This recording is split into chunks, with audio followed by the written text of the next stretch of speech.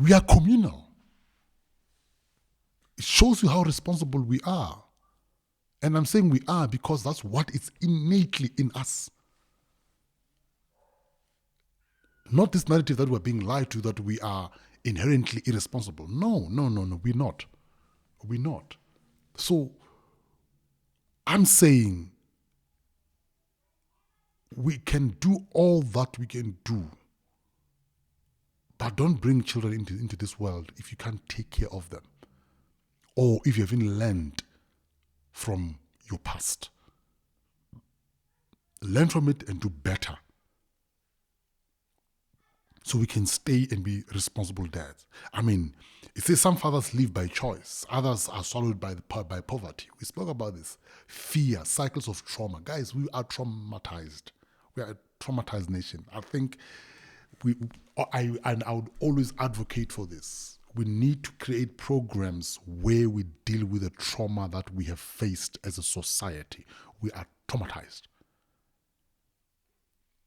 Verwoest was a psychologist. I think he was also a sociologist. He had PhDs in these things. He constructed and created a system to disfranchise us. We need to create a reverse of that intentionally. We need to create programs where we take our boys, our girls, so we can groom them together, because they will need each other. This whole thing of girl child to work and grooming them and leave the boy child behind, I've never agreed to that. I'll never agree to such a thing, because it's dangerous. We're creating what we're trying to break in reverse.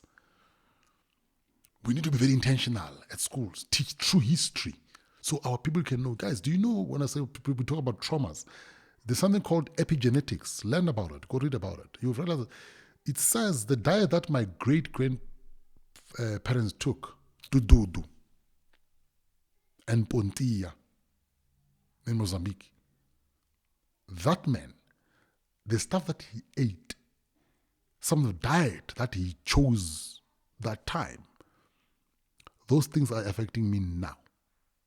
They're affecting you now. What the dudu took, my great-grandfather from my father's side, his diet, some of the arrogance I have, some of the I'm going to do this I have. When I listen and I hear about these two guys, my goodness, they were giants. They moved everything. So if I can see that in me from those guys, you see that traumas are a real thing. So we need to deal with that. We need to deconstruct that. Know what are your traumas. Know what are your issues so you can handle them. We can't handle that. You can't handle what you don't know. We can't deconstruct what you don't know.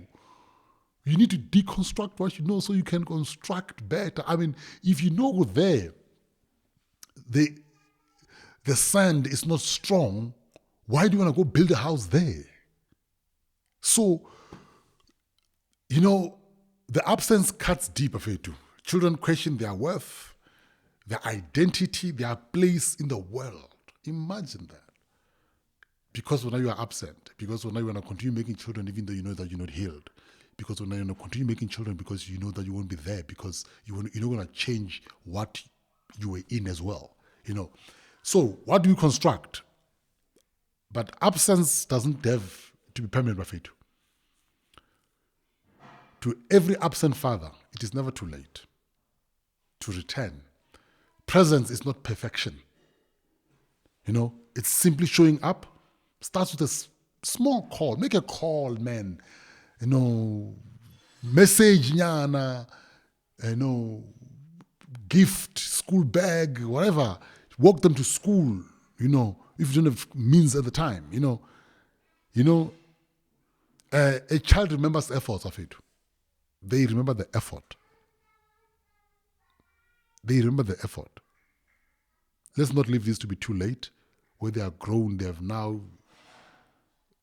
are now family members, family men, family women, and they want to come and say, yo, my children, I'm sick, I need a kidney. What kidney?